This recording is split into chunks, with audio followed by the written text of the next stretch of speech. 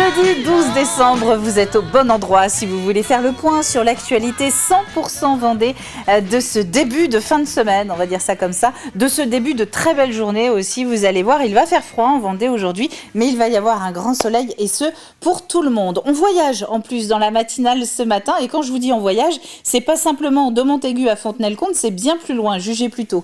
Nous commençons du côté de Bruxelles ce matin, d'où nous parviennent quelques bonnes nouvelles pour les marins pêcheurs de Vendée. L'Union européenne vient de publier les quotas pour l'année à venir et ces derniers sont, je cite, plutôt satisfaisants pour la profession vendéenne.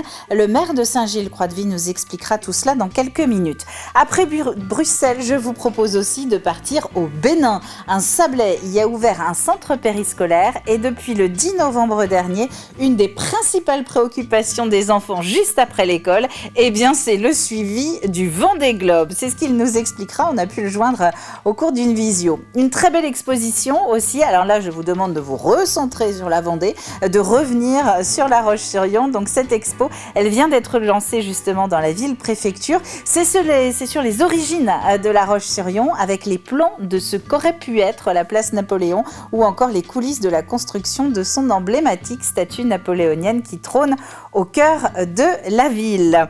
Du côté des informations pratiques maintenant, donc de ce jeudi 12 décembre, je vous propose une très belle météo. C'est ce que je vous disais à l'instant. Regardez la carte. Nous allons avoir du soleil pour l'ensemble de la Vendée en ce jeudi.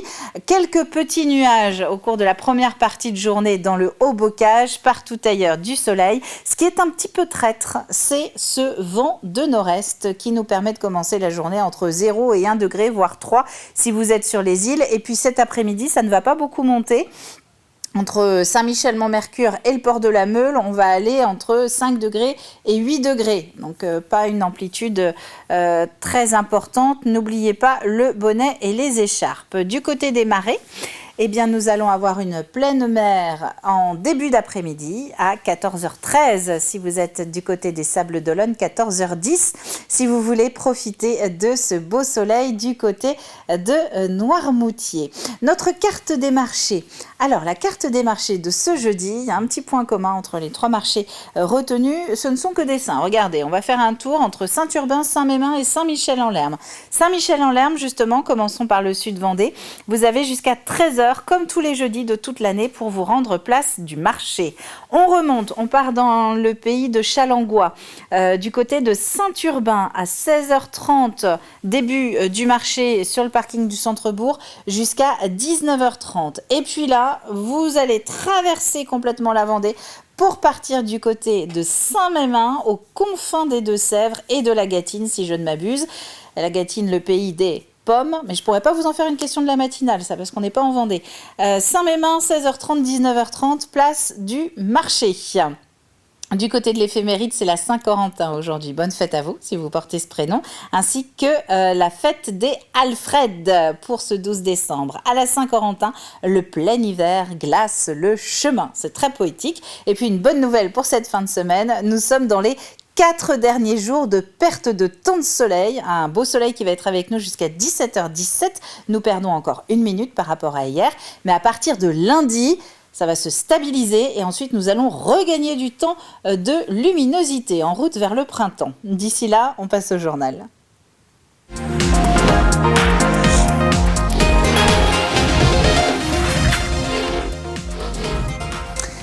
Quota en baisse, arrêt obligatoire d'1 mois. L'année qui se termine a été compliquée pour les marins pêcheurs de Vendée. Celle qui s'annonce devrait l'être un peu moins.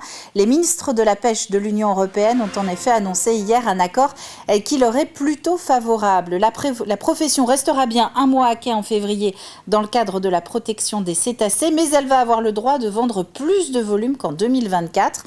François Blanchet, le maire de Saint-Gilles-Croix-de-Vie, fait partie de la délégation vendéenne qui est présente cette semaine à Bruxelles.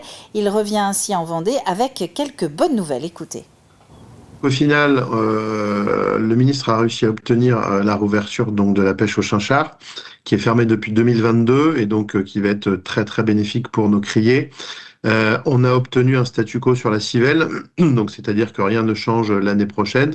Donc ça aussi, c'est une bonne nouvelle. Pour le port de Saint-Gilles-Croix-de-Vie, par exemple, il faut savoir que la pêche à la civelle, c'est 17 bateaux, donc c'est quelque chose d'important. On a un maintien des quotas sur la sole, sur le bar, sur le merlu et sur le merlan. Donc ça, ce sont des bonnes nouvelles aussi parce que ça ne change pas. On a 2 points d'alerte, un sur le macro où on a une baisse d'une trentaine de pourcents. Je suis pas certain que ça impacte trop les ports vendéens parce que on avait un quota qui était élevé, mais voilà, c'était à signaler. Et puis le lieu jaune qui va désormais passer en prise accessoire, c'est-à-dire qu'on n'aura plus le droit de cibler la pêche, on pourra le pêcher en prise accidentelle, mais on n'aura plus le droit de cibler la pêche. Donc effectivement, deux nouvelles en demi-teinte, mais le reste, ce sont que des bonnes nouvelles. Et c'est rare de dire ça, mais voilà, on revient de Bruxelles plutôt satisfait et on s'en sort plutôt bien cette année. Florence Pinault est pour sa part élue au Sables-d'Olonne. Elle est également vice-présidente du conseil départemental et elle fait partie, elle aussi, de la délégation présente à Bruxelles cette semaine. Florence Pinault salue la capacité d'adaptation des marins-pêcheurs de Vendée qui ne peuvent que subir la situation et les décisions. On a de moins en moins de marins-pêcheurs. On a des bateaux qui ont fait du plan de sortie de pêche. Donc, on a aussi moins de bateaux. Et on a la chance dans nos ports vendéens que nos marins s'adaptent. En fait, le marin s'adapte tout le temps par rapport à sa profession, par rapport à ce qu'il peut pêcher dans ses quotas de pêche. Et à cette possibilité-là, enfin cette obligation-là plutôt que de subir, eh bien de s'organiser, de s'adapter à ce qu'il peut aller pêcher et quand est-ce qu'il peut aller pêcher. Et de travailler aussi, bien évidemment, mais ça, ils le font depuis très longtemps, sur la qualité du poisson. On a la chance aujourd'hui, en Vendée, mais sur le littoral en général, d'avoir un poisson qui est de très, très bonne qualité. C'est un congrès FO sur fond de tensions politiques qui s'est tenu hier à Challans, 43e Assemblée générale de l'antenne vendéenne du syndicat, en présence de 250 participants et du secrétaire général national FO, Frédéric Souillot. La feuille de route des 4 prochaines années a été tracée. Les priorités restent les mêmes. Augmentation des salaires, défense de l'emploi, abrogation de la réforme des retraites. Notre rôle à Force ouvrière, mais comme pour toutes les autres organisations syndicales, c'est que le gouvernement redonne la place qui est la sienne à la démocratie sociale et redonne la place qui est la sienne, qui doit être la sienne à la négociation collective. Mais c'est aussi prendre la température des camarades dans les entreprises, dans les administrations, sur ce qui se passe en ce moment sur le territoire national, mais notamment en Vendée, avec les plans sociaux, les risques sur l'emploi et surtout l'instabilité politique qui inquiète beaucoup de monde. La renommée du Vendée Globe va bien au-delà des frontières. En voici encore un exemple. Nous allons partir au Bénin ce matin, où la course est actuellement consciencieusement suivie par des enfants de Cotonou. Ils fréquentent le premier centre périscolaire de cet unique port béninois, un établissement créé à l'initiative de Maxime, qui est originaire des Sables-d'Olonne. Florian Wozniak l'a joint en début de semaine. Dis-moi, est-ce que tu as déjà entendu parler du Vendée Globe ? Non. Non. Non, qu'est-ce que c'est ?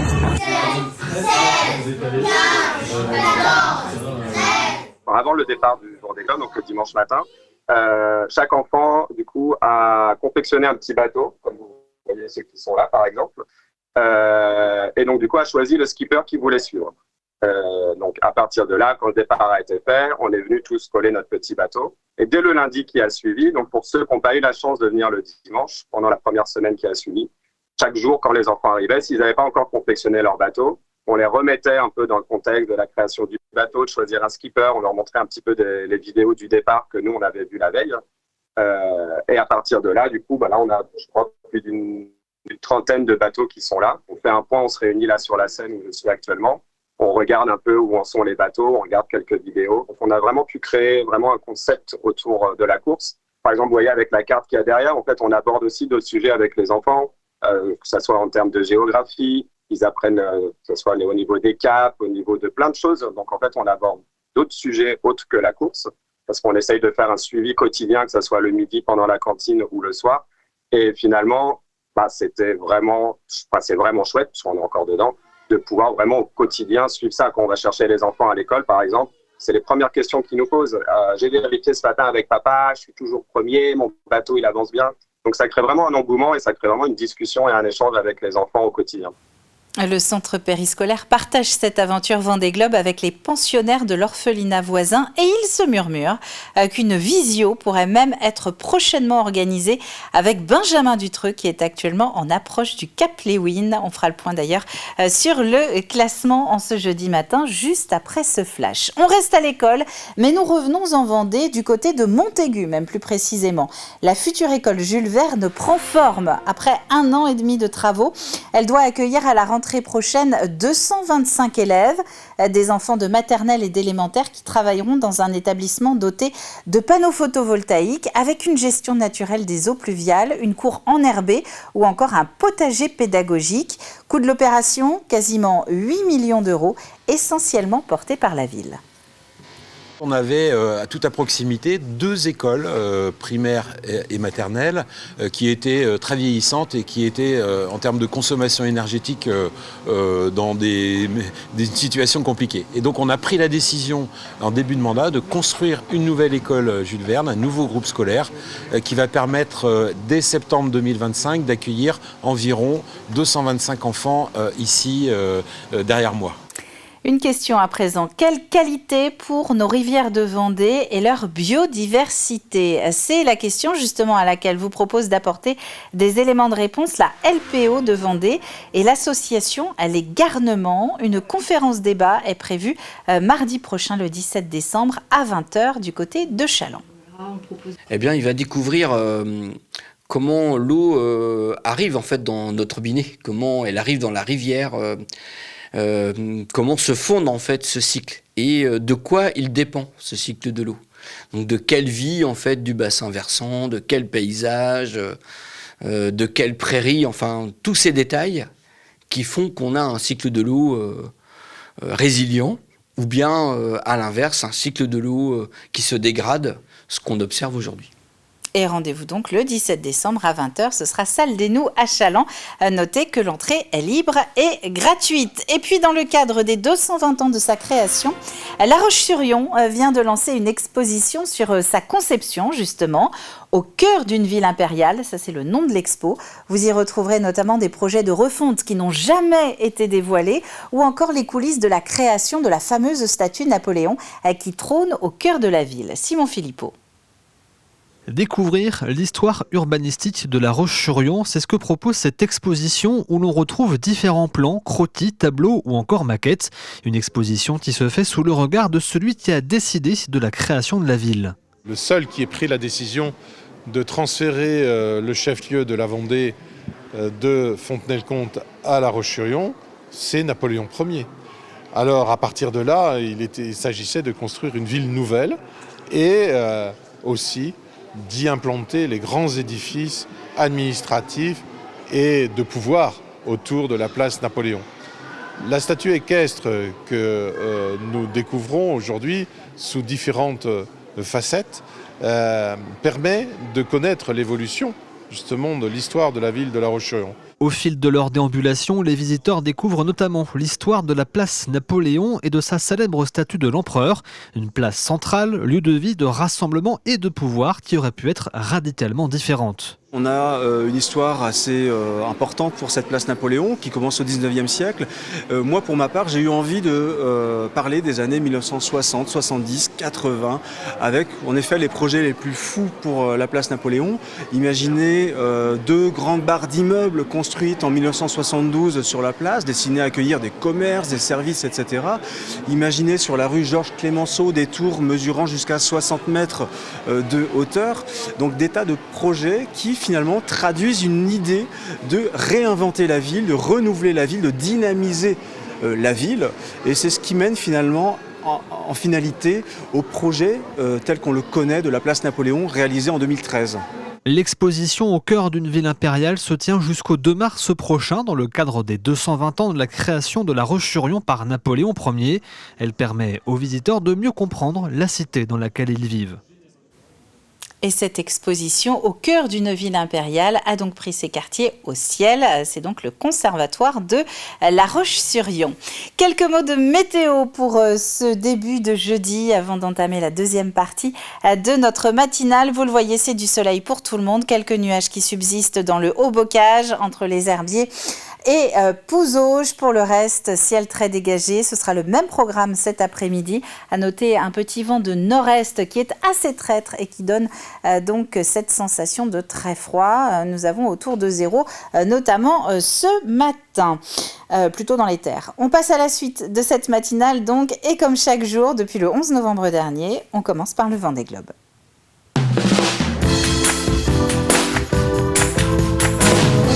Avec Alexandre Lenaour qui vous propose son traditionnel résumé sur les 24 dernières heures pour l'ensemble des concurrents de la 10e édition de ce Vendée Globe. Ils sont 38 à ce jour. Regardez. L'Association vendéenne des constructeurs de maisons vous présente le journal du Vendée Globe.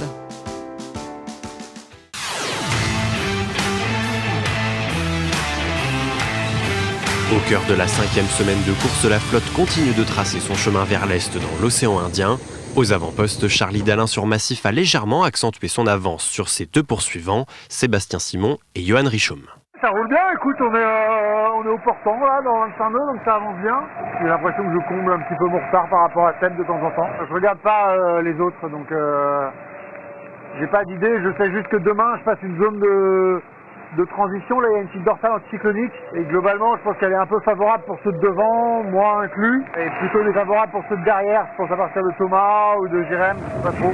Derrière, dans des conditions plus manœuvrables, les écarts tendent à se resserrer avec le groupe de 6 skippers répartis sur 300 000 entre l'IMOCA vulnérable de Thomas Ruyant et le maître coq de Yannick Bestaven. Je me caille un peu, ça c'est mon tuyau de chauffage. Et puis c'est toujours aussi bruyant et inconfortable. Et voilà, c'est pas simple en ce moment l'océan Indien, mais on avance dans le bon sens, ça c'est cool. Un océan marqué par le froid de ses températures et le gris de son ciel, avec une mer toujours dure et une importante houle rencontrée plus en arrière de la flotte. Là, ça enchaîne vraiment les dépressions, les passages de front, les grains. Enfin, c'est vraiment super sport. Je crois qu'il y a une semaine, je pétais la forme.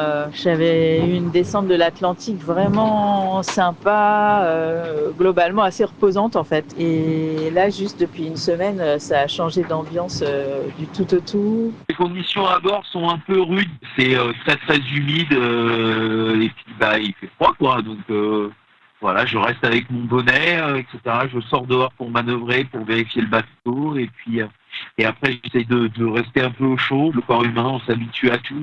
Donc on est même en train de s'habituer au froid. Des conditions qui contrastent avec le répit rencontré ces dernières heures par le quatuor en embuscade derrière le groupe de tête. Un quatuor toujours emmené par Boris Herman le long de la zone des glaces et qui poursuit sa route, freiné ces dernières heures par une zone de molle. Pour la première fois depuis quelques jours, on a un petit peu de répit. La mer est plus trop calme, il n'y a pas trop de vent, donc on peut faire... je me suis changée pour la première fois depuis 10 jours. Le fait de savoir que tu as Boris, Anne, Justine à côté, tu te sens quand même psychologiquement beaucoup moins tout seul. Je pense que ça change, ça fait un gros plus. Et puis après, pour les comparatifs de vitesse, ça permet de te dire, je suis bien, j'ai une bonne config ou je pourrais faire mieux. Enfin, pour le côté course aussi, c'est pas mal. Au classement de ce mercredi 11 décembre, le top 10 de ce début de semaine reste inchangé. Charlie Dalin a creusé son avance de plus de 100 000 sur ses poursuivants.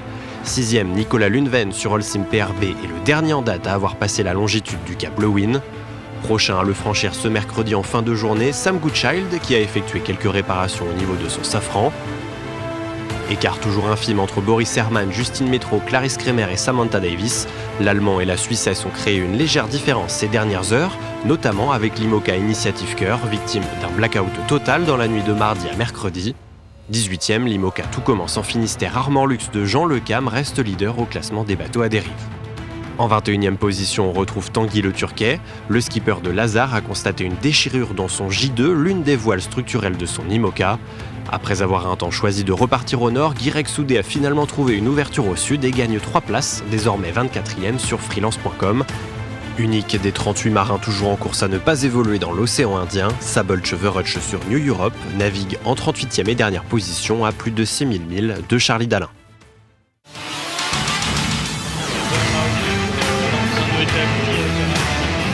C'était le journal du Vendée Globe par l'Association vendéenne des constructeurs de maisons. Et il n'y a pas de changement sur le trio de tête au dernier pointage à 7h en ce jeudi matin. Nous avons toujours Charlie Dalin qui est en tête, qui caracole même en tête. Il a 328 000 d'avance sur 28 000, d'avance sur Sébastien Simon. 393 000 d'avance sur Johan Richomme. On passe à notre petit coup de pouce hebdo aux assos.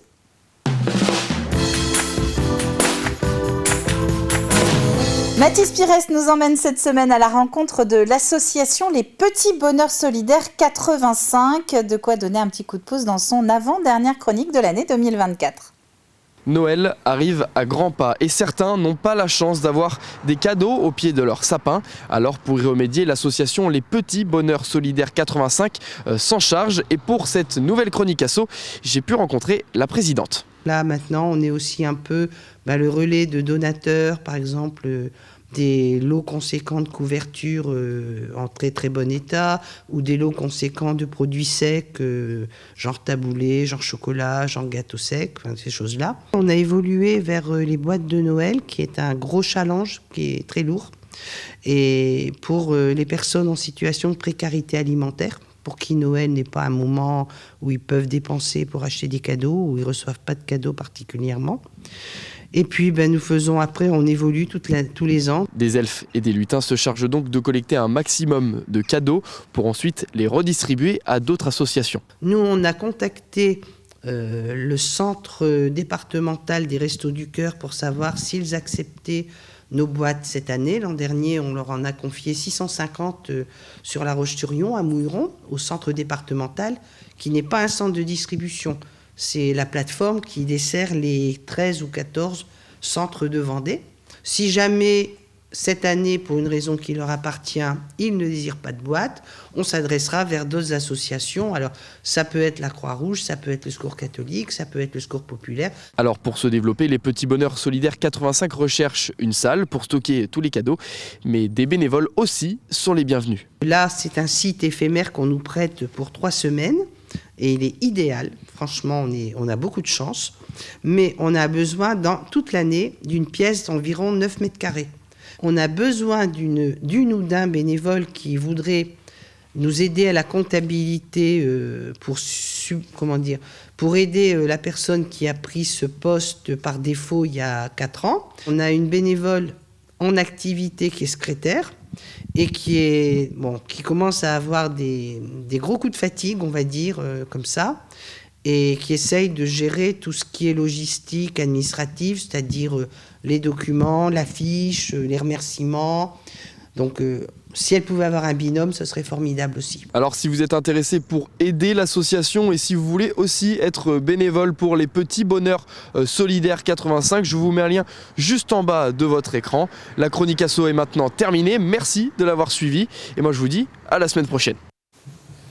Et ce sera alors la dernière chronique de Mathis de cette année 2024. On passe à l'extrait du jour.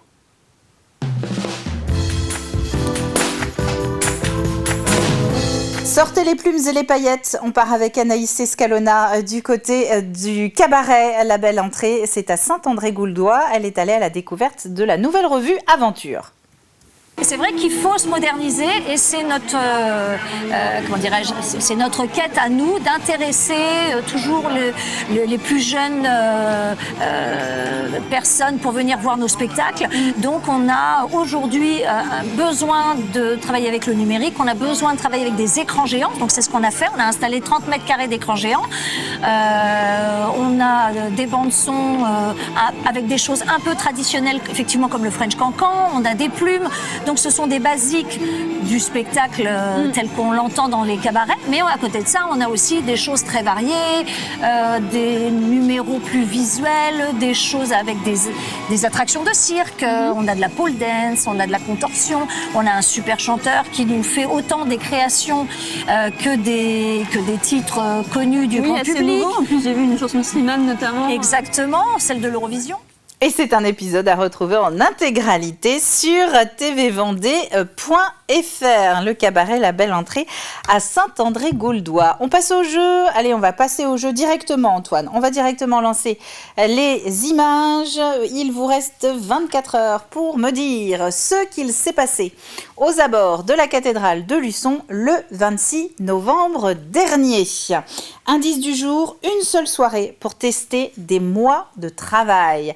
À la clé, 3 gagnants tirés au sort parmi vos bonnes réponses demain après-midi pour aller au spectacle, découvrir le spectacle au show du cirque Baraka à Saint-Hilaire-de-Riez entre le 20 et le 22 décembre prochain. tvvendée.fr, tentez votre chance. Que s'est-il passé aux abords de la cathédrale le 26 novembre dernier ?